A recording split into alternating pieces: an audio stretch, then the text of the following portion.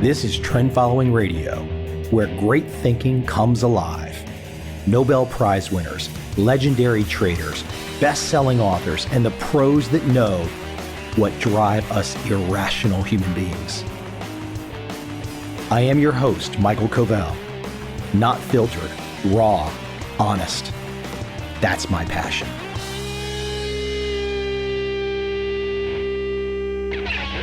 My guest today is Alexandra Carter. She's a clinical professor of law and the director of the Mediation Clinic at Columbia Law School, where she has spent over a decade helping thousands of people improve their negotiation skills. Now, that is a topic area that every last one of us needs help with, improvement with, in spades. Negotiation is life. Alexandra makes the strong case that negotiation is not a zero-sum game.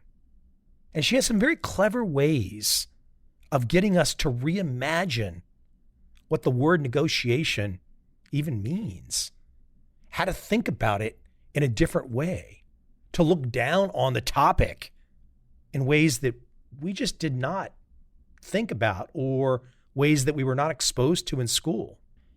She makes the great case that we will always get more out of asking the right questions of the person we are negotiating with than arguing with them. I have to admit, I am very guilty of being an arguer at some points in my life. I'm human, just like you. I screw up all the time. Without any further delay, let me jump right into my conversation with Alexandra and find out how I can stop screwing up when it comes to negotiation.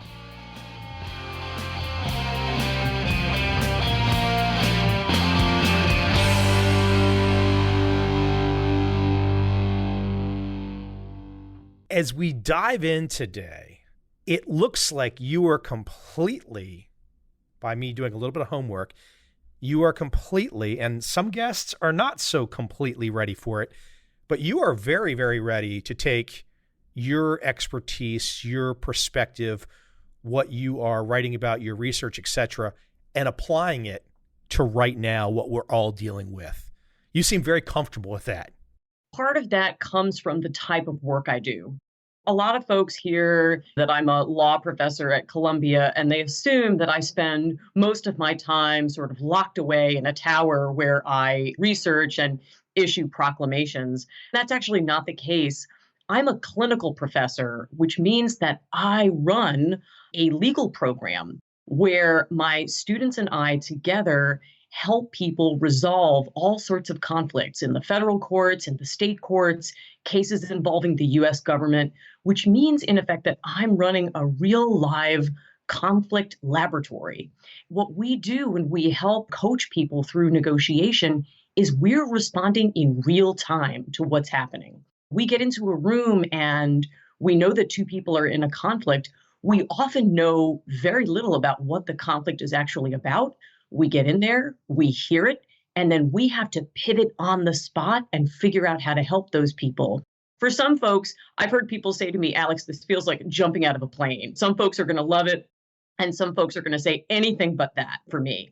I happen to love the immediate nature of this kind of work. It wasn't until you asked this question that I put it together that maybe that's why I felt so comfortable responding quickly when something massive like this pandemic happens. Honestly, I've had some guests, very smart people, that told me at the beginning, I really don't want to go too far down that path. I think they were probably thinking it might not be so topical. This is in the last couple of weeks. I think we all know now this is going to be something we live with for years. You're exactly right. I think this has been an unfolding issue. And doesn't it feel like, especially toward the early days, that every day felt like a week or a month, just in terms of the volume of news we were receiving and the changing circumstances? I'm thinking about all the topics around coronavirus as one large negotiation. And where I start that is thinking about what are the problems I can solve right now. When the pandemic hit, I had a lot of speaking events that I was going to be doing leading up to the release of the book. All of those events within the space of a week just disappeared up in smoke.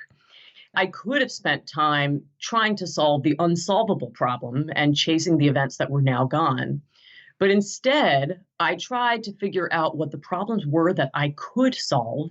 I pivoted in that direction. And I think all around me and all around us, I'm sure you've seen this, examples of people doing exactly that, pivoting toward the problems they can solve. In doing so, finding more efficacy, but also more peace in that process. Let's talk about this word for a second, because I would have to say I'm struggling a little bit with it. I mean, I see exactly the crossover and how you're doing it, but this word negotiate, I mean, I think for the vast majority of the population, from the lower end of the spectrum to the higher end, I mean, people are going to think about it like, buying a house, buying a car, whatever. You're trying to get the best thing that you can get. But if you start to apply this word negotiate to our current circumstances, it's more of a continuum. It's more of a kind of like there's a lot of different choice there. But speak to this word negotiate and the way that you're using it, because I think it's the way you're approaching it is quite different than I think the way we all grew up using it. Yeah, that's exactly right. And I think you put us back in the right place, because defining how we think about negotiation determines all of the choices we make from there. You're right. I've coached now thousands of people, and most people, from United Nations diplomats to heads of corporations, or just folks who are out there owning their own small businesses, think that it's just a back and forth over money.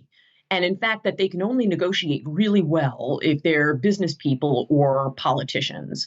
What happens as a result of that, if we define it narrowly as just this back and forth over money, it means that a lot of us are going through life settling for less when we could be asking for more.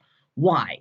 Because we think negotiation is just something we do once a year with our boss when we're talking compensation, or it's something we do just in the immediate lead up to trying to land a new client. Over the course of having coached now many people in helping them to negotiate better and solve deals, I've come to realize that negotiation is something much, much larger. But Michael, it didn't come together for me until I went to Hawaii on my honeymoon and got in a kayak. And the guide, we were heading down a river, and the guide said, please negotiate your kayaks to the left so we can wind up on that beach over there. Immediately, something clicked in my brain, and I remembered that there's more than one definition of negotiation in the dictionary.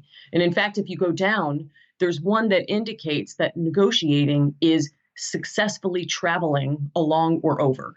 In other words, negotiation is steering.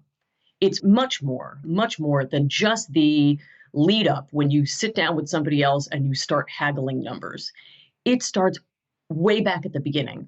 The first time you make contact with someone, or even before you do, you're thinking about how to steer that conversation and steer that relationship intentionally. By the time you get to the actual numbers, you've prepared a solid foundation for success. One final point, if we're thinking about negotiation as steering relationships, what's the most important relationship of your life? It's the one you have with yourself. The step that I found most people skipped or didn't know how to do effectively was, no matter how educated, no matter how prepared, people arrived at the table with someone else not having negotiated with themselves successfully before they got there. When I helped them do that, when I helped them have that internal negotiation first, they then had a sense of clarity and confidence and purpose that helped them get the best results when they did sit down with someone else. So you're basically saying they didn't know what they wanted before they sat down? They had asked themselves some questions, but not the ones that were going to give them the fullest self-awareness. That's right. COVID, Corona, whatever we call it today, the damn virus, whatever we want to call it.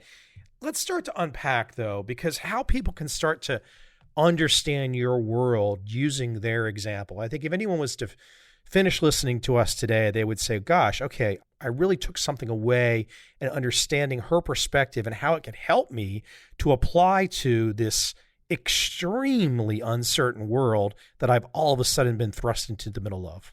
Let me give an example of what people frequently do during a crisis and what you want to do instead. I think a lot of people sit down right now and they look at sort of an immediate list of problems they might be facing. Perhaps they're a small business and they're thinking about, I have a massive cash flow crunch. I need to talk to my landlord. Or I'm in a corporation. I'm having a work-life balance issue right now. I'm homeschooling children in the home, and I need to find a way that I can help my team achieve their objectives, and I can also make my life sane in the home. What people often do is they start out this negotiation by kind of jumping to the wrong place. They start brainstorming solutions. They might go in and say, all right, well, I have to ask for X or Y when I go into the landlord. In fact, if you're thinking about steering relationships, you're thinking about it for the long haul. What you do to start that process is to look inward and ask yourself a few questions. The first of which is, what's the problem I'm trying to solve? Even if you're talking about a small negotiation, you have to start first with figuring out the problem you want to solve. Let's take a very simple everyday example. Even if you're renovating a bathroom in your home and you need to sit down with a contractor to do it, people think, well, I should just be able to jump in and start talking numbers, right? No. What are you trying to solve? Are you renovating your bathroom to sell your house? Because if so, perhaps you're trying to figure out sort of a mid-price point, features that are going to go with the other homes in the neighborhood, but are not going to break your bank. Or are you renovating it because you're going to stay there for the next 40 years? If so, you're trying to solve a completely different problem. Applying that then to coronavirus, let's say I'm a small business owner and I'm about to approach my landlord. Instead of going in and basically saying, help, I have a cash flow crunch, I have to think about, what am I trying to solve here? Am I doing a short-term business pivot? During this time, I'm going to be making less money virtually, but I've forecast my cash flows after that, and I think I'm going to do all right. My goal here is just to get myself through this short-term cash crunch. Then I'm going to be able to fulfill on the other side. Is that the problem you're trying to solve? Or are you trying to figure out basically how you can make this more manageable for yourself for the longer term? Perhaps you figured out that your business model might be threatened for more than the next 3 months. Everything we do stems from the problem we're trying to solve. I think people experience this both in the business and the personal arenas. For example, I've got one unsolvable problem, a parent in hospice at the moment who I can't visit. I could chase after that and say, well, how am I going to get up there? That's not going to happen for at least a month, perhaps 2. So instead, I'm trying to figure out how can I maintain connection with a person who is really ill, who's very, very important to me. Always start with the problem you want to solve.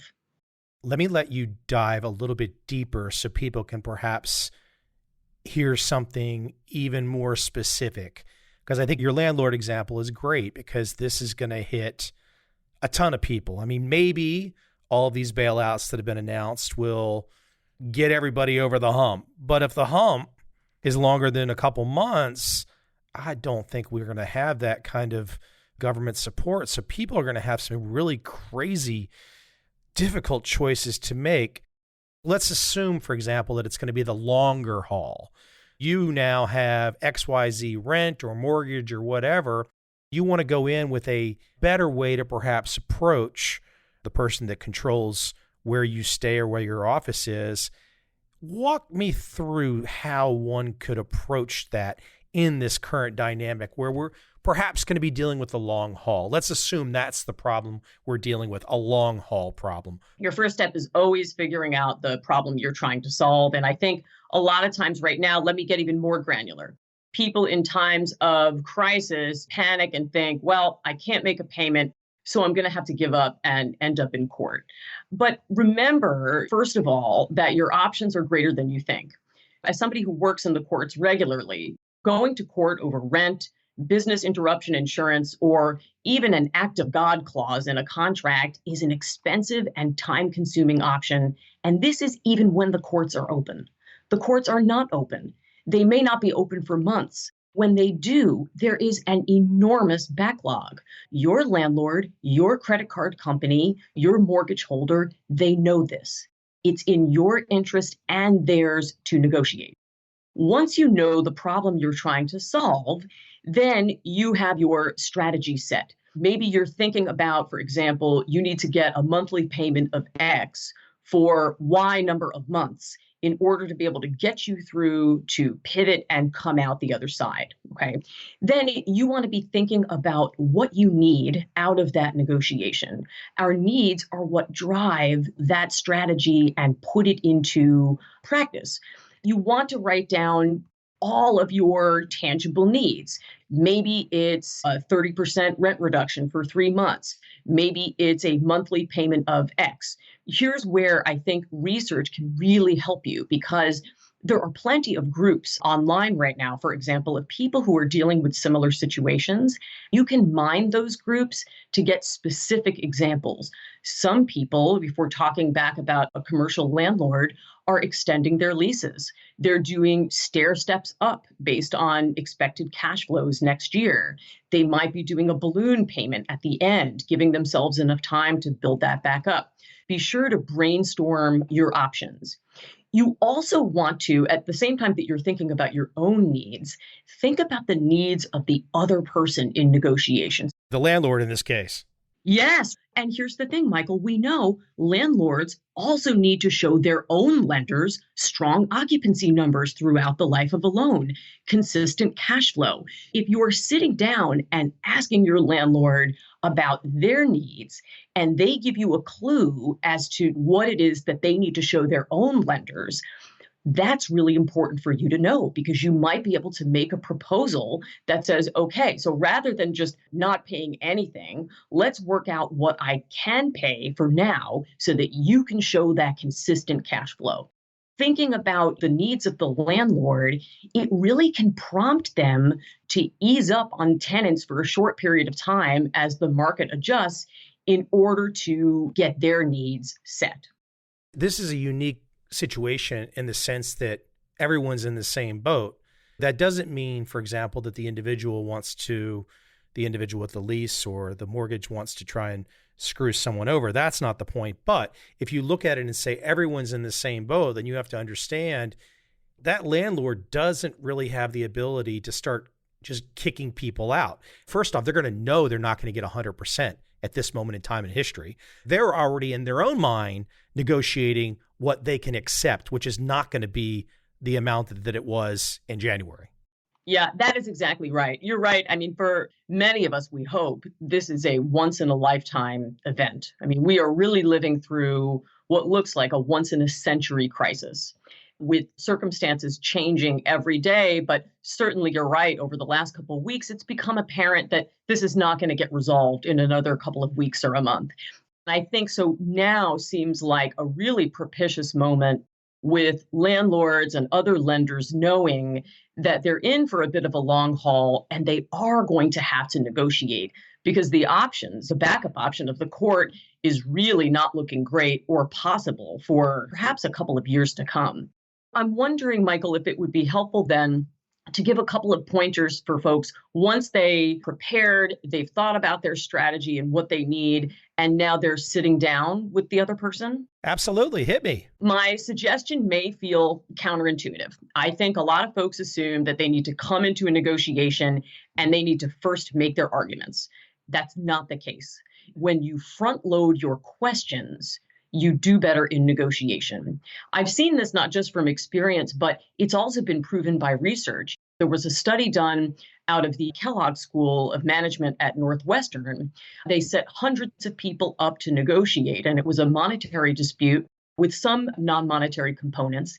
And they found that 93% of us were not asking the open questions we needed in order to get the best financial results in negotiation. Okay, keep it at the specific example of the landlord and really explain what you just said in the context of that example. What that means is, instead of going in and just saying, here's what I need, or even asking a closed question like, can you give me a rent abatement?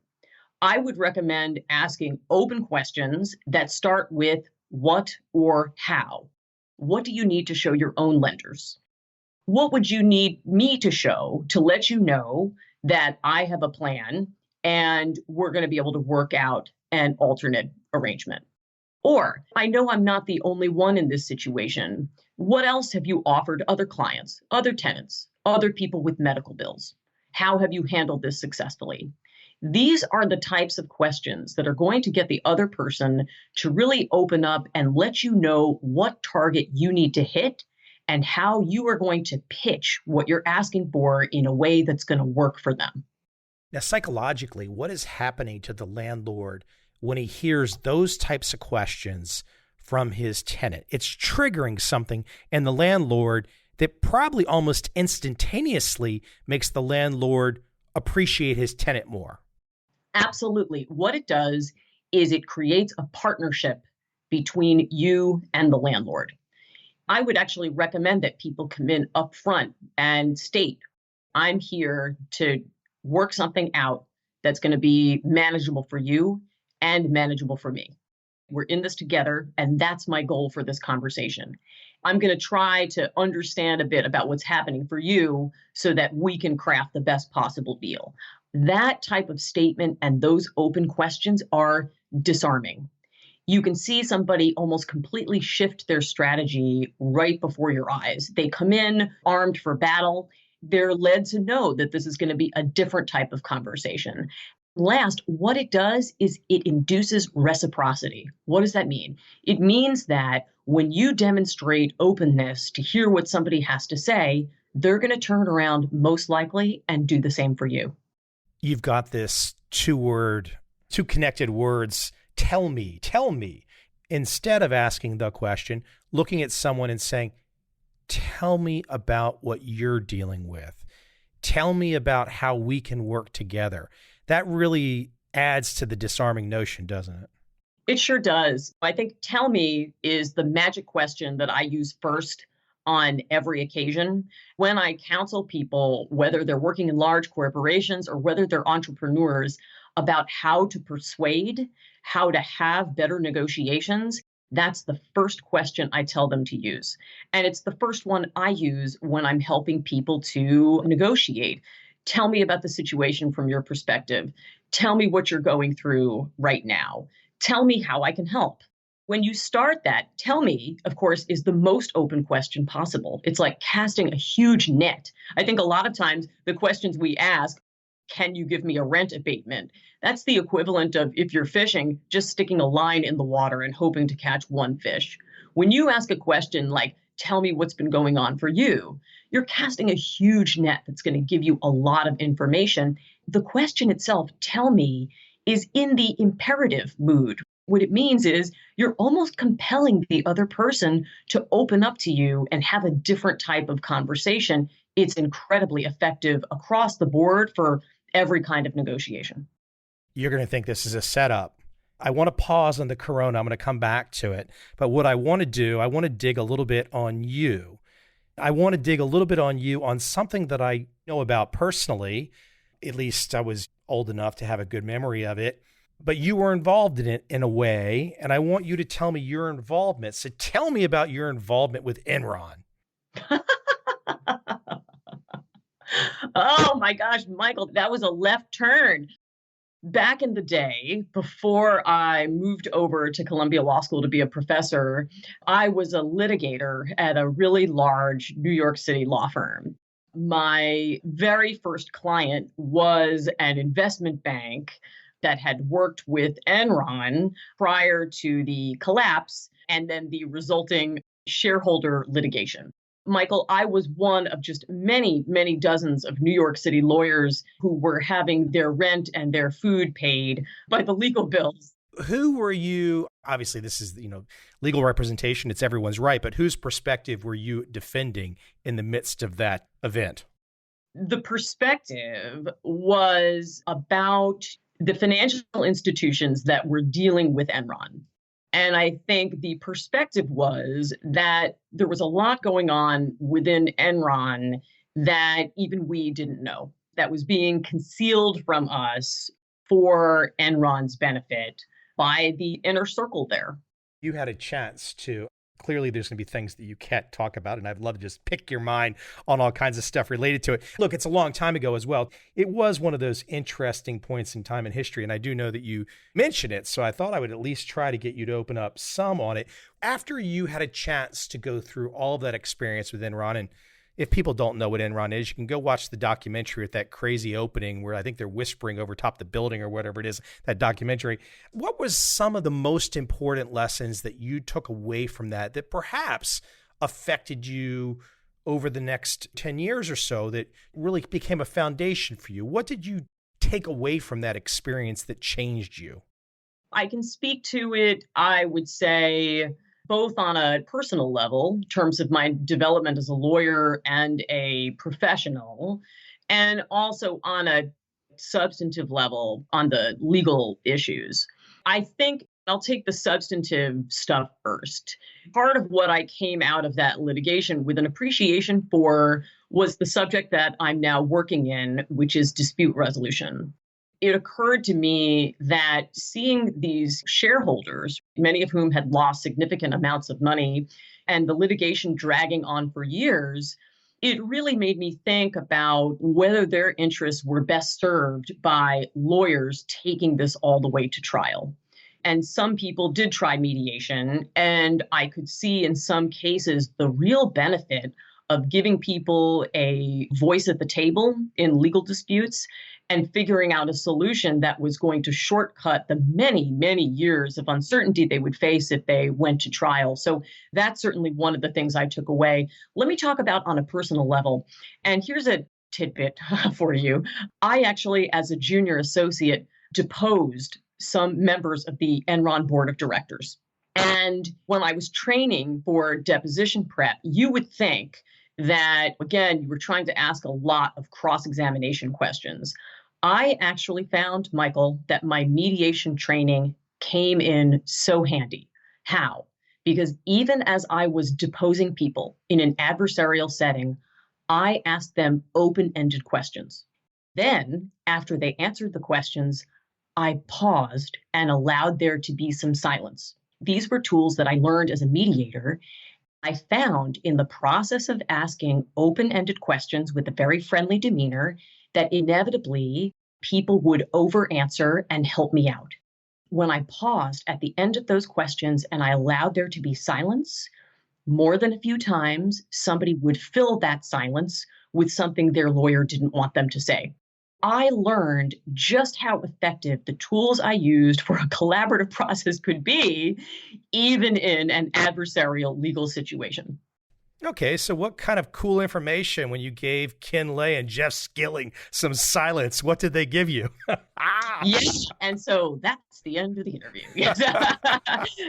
I appreciate it. It was a fascinating time. And I don't know if you read The Smartest Guys in the Room by Bethany McLean. Fantastic book about the Enron crisis and everything that went down. So much intrigue, so many colorful personal stories that came out of that. It really made the late night document review interesting. Let me take you back even earlier. Why did you go down the path? Tell me why you became an attorney. Well, my father was an attorney. I can remember vividly when I was maybe around 5 years old that I asked my father what a lawyer did. He thought for a second and he said, "People come to Dad for advice. I give them my advice, and then they give me their nickels and dimes." I almost imagined my dad as, is it Lucy in the Charlie Brown cartoons, where you set up a shop and people come to you. That to me sounded like the greatest job in the world. My father was a lawyer, an old school lawyer who really was a counselor for his clients. He had long-term relationships. He was there for them through thick and thin. That's who I wanted to be in the world. That's why many years later, also, I knew I wanted to go to graduate school and wasn't a huge fan of Excel. That killed business school. And so I thought, all right, I'm going to go to law school and I'm going to figure out how to serve people that way. Yeah, I can't stand Excel either. It drives me crazy. If people send me Excel documents, I will literally tell them, please send me something else. Yeah, I was going to say, I worked for Goldman Sachs for a couple of years. I went to law school after that. After my couple years at Goldman, I think I deleted Excel off my computer when I entered at Columbia Law School. Let's talk about uncertainty. Let's bring it back a little bit about to our current life right now. As you write about 4 types of uncertainty, I'm going to let you have the floor and get a little professorial on me, but there's a factual, an emotional, a goal, a procedural, 4 different types of uncertainty. Let's start with factual. For example, with Corona. Right now, it is terribly difficult to even wrap your arms around the factual. For example, who is dying? Why are they dying? Who is not dying? Why are they not dying? I mean, the basics of this thing are unknown, at least to us mortals outside of the higher up governmental operations. I'm so glad you delved here. This is one of the topics that I started working on with folks and holding webinars on a few weeks ago. Factual uncertainty really comes from a few different areas. Let me break this down for your listeners who I think will appreciate this. When we talk about factual uncertainty, in part, we're talking about probability. How likely is something to occur? We're also talking about ambiguity. How reliable, how credible, or even how adequate is the information we have? How complete? And then finally, we're talking about complexity. How well can we understand even what is happening? When you focus on these, probability, ambiguity, complexity, you can realize why so many of us can have moments of befuddlement looking at the factual picture out there.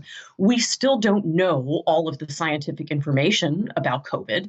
We don't know everything about how our economy or industries may be affected. We don't know how long they will be affected. We don't know what business or life will look like on the other side. I recommend that people write down all possible outcomes that occur to you and then work either yourself or with your team to fill in, to the extent possible, the probability of each. I found that breaking things out like that, even if I didn't have all of the information, was tremendously clarifying for me as I worked to make decisions. And then if I could, just moving to ambiguity and complexity. For ambiguity, remember, we're talking about how reliable, how credible, how complete is the information we have. I would write down every new piece of relevant information that came in and its source. Then either myself or with a team, take and really evaluate the reliability. How credible is this source? How complete do we think this is? What don't we know? And then writing down the gaps and figuring out who we could consult to get more or better information. If you don't know the information now, if you don't have it all now, I would write down a timeline. In 2 weeks, we think we might have more, or in 2 weeks, we're going to check again. And then the last one, complexity. I find that in times not quite this stressful, I'm really great at breaking things down just naturally. I will say, to get real with your listeners here, that in the last month, I've had to force myself to do more of this because in times of stress, this has been proven, our cognition, our reactivity, our self-regulation are affected. For complex situations, I have broken things down into parts. I've looked at each of those parts and said, okay, where do I need to consult experts in this particular industry on whether I'm going to be able to get delivery of a product, for example? Or who do I have who might be able to weigh in on the health benefits of X? Consider consulting experts or even people outside the deal to weigh in on complex information. Let me stop there for reactions or questions. Well, when you say the deal, you really mean the full landscape of everything that we're looking at right now. You don't mean deal necessarily two people trying to buy and sell something. It's the full deal of making decisions across the landscape of decisions that we're having to make right now. 100%. That's right. Yeah. Let me shift into the emotional part. I think this, for me, the emotional uncertainty, and I'll let you define it, but I think at least as a layperson looking at the topic, right now I'm starting to see that even though we've got all this factual uncertainty, you can see the emotional uncertainty coming into play. I mean, people are starting to get panicky. People are starting to get itchy, so to speak. I'm seeing people that would otherwise have been normal on my Facebook getting very curt. I'm detecting stress in people. Look, I'm in a pretty lucky situation right now. I happen to be in a very safe environment. I'm very lucky about my personal situation. If I was to complain right now, people would get mad at me because my complaints are petty.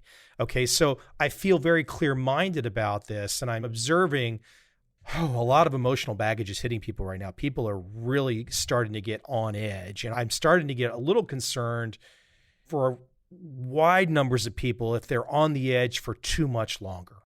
I'm so glad you opened up this conversation because I think a lot of people might assume that if we're just talking business, we're talking business. We're not talking emotions.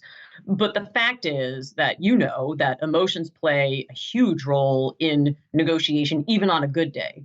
Emotions are how we make decisions in life about where we spend our time and our money. COVID-19 poses a time of stress and or trauma to many people. And why do I say trauma? I can't tell you, Michael, the number of people who, since all of this started unfolding, have said to me things like, this reminds me of 9/11 when I lived through that. Or this reminds me of certain natural disasters. For other people in the US, Hurricane Katrina or Sandy. It has a way of bringing up past times when we lost control. And that's what trauma is. It's a loss of control.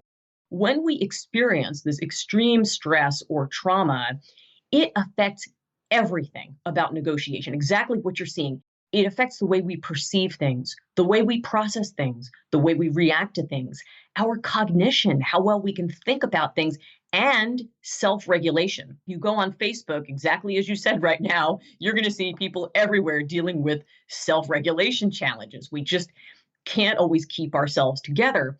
During these times, you may see people perceive threats where you have intended no threat from a cue that struck you as totally neutral.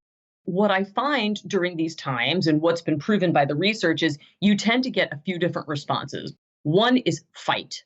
Some folks will immediately get more aggressive or more combative in mediation. Sometimes you get flight, where people just avoid you. They duck your calls, they can't face a situation.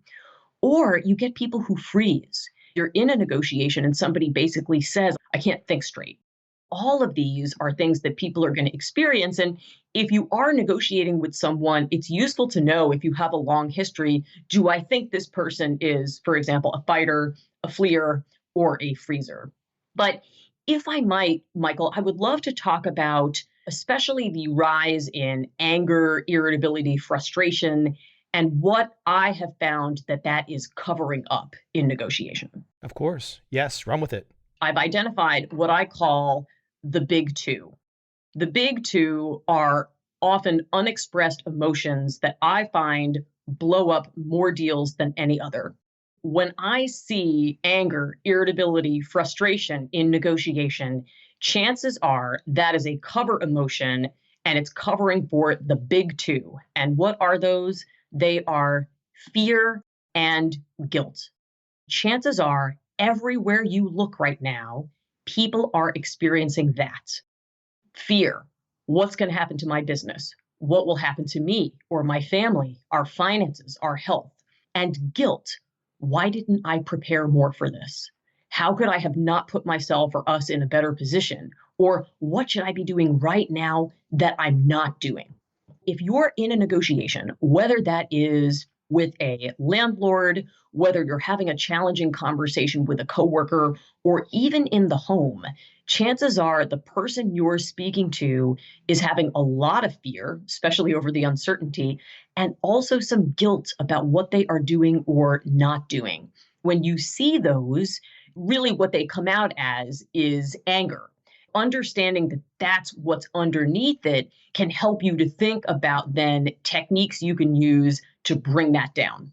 As I look at those two, and I've got one of your printouts in front of me, as I look at those two, I'm thinking about fear in future terms, and I'm thinking about guilt in past terms.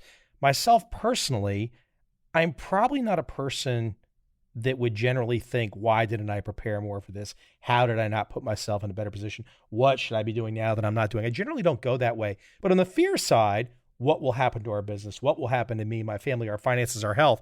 That I feel. That's an interesting thing. I don't know do you find that people do they often have one or the other? Do they have both? Is it a mix? It's really interesting for me to look at those two because I think the guilt to me symbolizes the past. I'm generally pretty good at forgetting what happened yesterday. That's great. And by the way, good for you. I think that's a really astute way of putting it, that Guilt is what we do when we look back and we regret the past. Fear is what we do when we're projecting forward into the future and worrying about things before we're there. I'm not saying that my looking forward to the future like that is necessarily wise. It's better to be in the moment of right now than to be in the past or the future. If people were always in the present moment, then I might have much less work than I do helping people resolve conflict. There you go, I think, right? You're dealing with the baggage that people are thinking about from the past and the baggage that they're thinking about in the future. But if they would just think about the baggage they got right now on the table, we can get most things resolved, right? Yeah, that's absolutely right. But let me be real for a second here. Even though I teach this, it's a daily practice for me. A reminder that today I'm going to get up and I'm going to solve the problems I can solve. It's a practice that I have to return to again and again, because I, like many human beings, are liable to start thinking about the past or thinking about the future. I find that when I see these emotions in other people, when I see the fear or the guilt, there are certain things that I try to do to take that down. So first of all, I would say, right now, I'm sure you're going to agree with me on this, choosing the timing for your negotiation is really important. You want to choose a time carefully and give someone time to prepare. Why? Because if people have a surprise sprung on them at this point, they're going to have fewer resources to deal with it. And so you're going to get more of that fear and guilt boomeranging back at you in the form of anger or aggression. I would think about the personality of the person that you're negotiating with and think about if the person is likely to show you this kind of aggression and how you can take it down. One way that I reduce aggression in negotiation is to avoid asking questions that start with why. Why did you do that? Being chief among them. I think for a lot of us, and social work research actually proves this, that if we're asked a question starting with why, we respond defensively. Not only that, but we give sort of a distorted view, self-serving view of the picture. Instead of saying, why did you do that? I might say, walk me through the process, the decision-making process, or tell me a bit about what went into this recent set of decisions. It feels like a subtle difference, but something as simple as that can really help reduce some of that fear or that guilt that the other person may be experiencing. That word why, is that the one that's like at the top of the heap, that if you could just cut that, that's like a simple hack that just lodge in the back of your gray matter to stick with you? Yeah, and there are actually two words I would strike. Why is one of them. I try never to use it. I can find other ways of getting the information I want, and I find I'm much more successful in doing so. The other word that I like never to use in negotiation is but, because I find that when I use the word but, everything I have said before the but goes out the window and people don't remember it.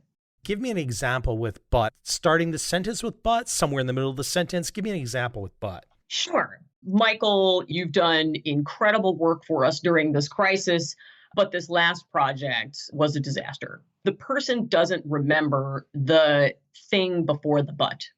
Instead of but, I like to use and. You've been an incredible asset, and I want to help you manage some of these unprecedented situations that we're experiencing so that no one will have a reason not to promote you at the end of the year. And instead of but. It really, again, it's the same effect as recruiting somebody into a partnership with you. When you use and, it shows that you have the ability to hold two things simultaneously. You're a fantastic employee, and there are things we're going to work on so that you're going to be on a trajectory to go where you want to go. While we're still in the emotional part here, you've got this expression, not only you, but feelings as facts. Feelings are facts. And I had to really think about that as I was reading your book. I was thinking, feelings are facts. It's like, okay, they're not really facts, but in terms, if you're in a negotiation, you don't have to like that somebody has some irrational feelings. You don't have to like that they're saying some crazy ass you know what. But if their emotions are rocketing up and down, that is a real tangible thing that you have to deal with in the negotiation, whether or not it's real in a factual sense or not. Couldn't have said it better. I think that feelings are facts, as you point out, doesn't mean that feelings are as objective a reality as time or temperature, but it means that they are real. They exist. they must be grappled with in negotiation. And people who realize that feelings are part of their work at the table are the folks who are most successful in negotiation. For me, I'm taking feelings into account when I think about every move I make in a negotiation, the questions I'm asking. I use other techniques in a negotiation like summarizing. After somebody expresses a viewpoint, instead of just launching into my next question, I'm taking a moment to summarize what they said and to confirm with them that I got it right before I move into my next question. Why do I do that? Because it induces powerful feelings, positive feelings in the other person when you summarize their viewpoint. It really takes the heat down. I found that summarizing, if I'm stuck in a negotiation and I feel like I'm at an impasse, summarizing is the number one tool I use to take that emotional heat down. And finally, the way I frame my offers, my asks, it's all done based on emotion. I'm thinking about what the mental state is of the other person and what I think is going to land for them and hit so that we're going to tap into the positive emotions and we're going to avoid some of the negative ones. So you're so calm, cool, and collected. We have this conversation nearly an hour. You keep yourself at this very even keel. Have there been moments in time in the law where either somebody on the other side, another attorney, used some technique or some emotion, something that got you, and you said, I hate the way that I responded. They used something on me, or I forgot some of my training for the moment. Are there any moments for you where you reflect back on the most prominent one, if there is one, where you look back and say, gosh, I learned from that. I saw what happened afterwards? I have not been asked this question to date, and I'm so glad you asked it. Let me be honest. Do I have moments where I feel like I'm going to lose it as I'm mediating a case? Absolutely. I'm generally pretty good at keeping a lid on it in the mediation room. To be honest, where I struggle with self-regulation the most is when I get home, because something comes up, a conflict comes up, and I want to turn to my husband and say, I gave at the office, I'm done. But I can recall a few instances as a mediator where I got some challenging behavior. Usually my coping mechanisms for that are humor or questions. Did you ever find, I'm guessing the answer is no, probably just because you've had a lot of great training, but did you ever find yourself acting in the way that you're telling us not to act in the legal setting, the mediation setting? Did you ever find yourself slip up, or were you just good fortune to be, a good student and study and learn and be prepared before this ever happened to you? I can recall once that I came, I think, closer to losing my cool than I would like. We were mediating a sexual harassment case. I was there as the professor and coach. Two of my female students were mediating the case. Of course, the complainant who alleged the harm was a woman, and she had a man representing her. And this gentleman, when I say he talked over his client, he talked over us repeatedly for, an hour. Finally, I turned and I said, sir, I'm not speaking to you. I'm speaking to your client. I'll let you know when it's your turn. And then I thought, oh my goodness, I got pretty hot under the collar there. It's not that I think it was unwarranted, but for a moment, I knew that it wasn't just that he was interrupting the process.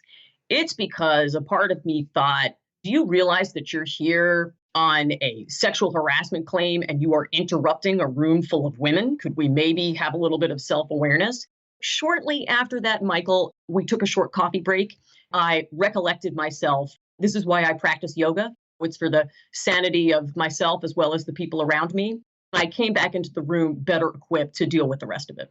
Yeah, that's a whole different conversation. I do practice yoga as well, 8 years into it. Look, yoga is great. I've been telling people on this podcast since 2012, get your rear end out there and do it. I don't think most men listen to me. I think they probably think that there's something wrong with me, but nothing wrong with me. Very normal guy, but just love it. Former baseball catcher. So what the heck? It's fantastic for body and mind. Yeah, absolutely. There's nothing like it. I think one of the things I really enjoy about listening to you in a time like this is if I'm imagining while I'm asking you questions and listening to your answers, I'm thinking about the structure of how you have your mind set up. I don't know the complete structure by any stretch, but I can see there is a structure, and that structure you can see is kind of a coping structure to where if information comes in, you have a comfortable way with dealing with it. Whereas so many people don't have a structure or a coping mechanism. So if a piece of information comes in, they immediately go to some kind of emotional reaction, and then decision-making goes out the window, and it becomes a vicious circle, so to speak. So I enjoy watching that. And I think hopefully people can take that away even from your answers, just to listen to how you're being very even-keeled, because look, there's a very good chance that in the next month, the next 6 months, the next 12 months, being even-keeled is going to be about the only thing we've got to deal with this. I really come back to the water. I grew up by the water, and I have a lot of metaphors in my book I talk about negotiation being like kayaking, where you're consistently paddling and steering in the direction you want to go. When I imagine myself getting through a time like this, I actually think about surfing. I don't know that I'm keeping an even keel all the time. I think for me, what it feels like is a deep confidence and knowing that I can ride the wave, that all I have to do is look at the next set of circumstances in front of me, the way the wave is appearing to break, what the wind looks like, and what I'm feeling. And that in that moment, I have the tools to be able to just take myself that next step. If people take anything away from this, I want them to know that negotiation doesn't have to be an extremely intimidating set of decision trees in order to be really effective. A lot of the tools I have to be effective, especially during a crisis, are asking the right questions and taking a moment to summarize, whether that's for myself or someone else. Those are the tools that I come back to every day. Simply waking up, asking myself a couple of questions, and working to write down what I hear and using that as a springboard just to handle that day or that morning. It's really in those small chunks of time that I'm getting through this crisis, one step at a time. That's a great way to sum it up. I have the book in my hands, a pre-release copy. Ask for more. 10 questions to negotiate anything.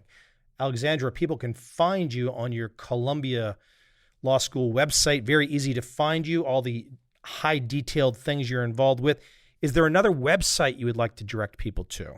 I have a personal website called alexcarterasks.com.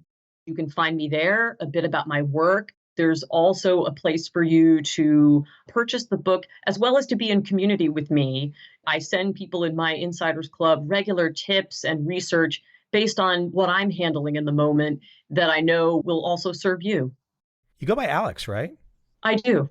Okay. I'm looking at the book, so it says Alexandra.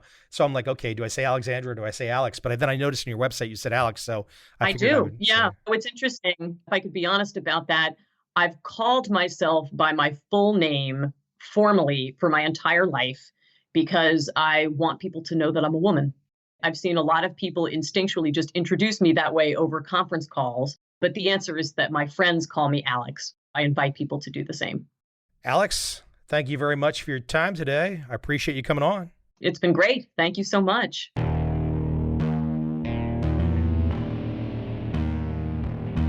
I see a time when those awake will understand how to make money in up, down, and surprise markets. Whether new trader or experienced, college student or financial advisor, protecting against a crash or just trying to make a lot of money, trend following offers everyone an answer in uncertain times. To get started immediately, send me an email, michael@covel.com. I will send you the right trend following steps to take along with my free video. But if you want to buy and hold, trust the government and trust Wall Street, this is absolutely not for you.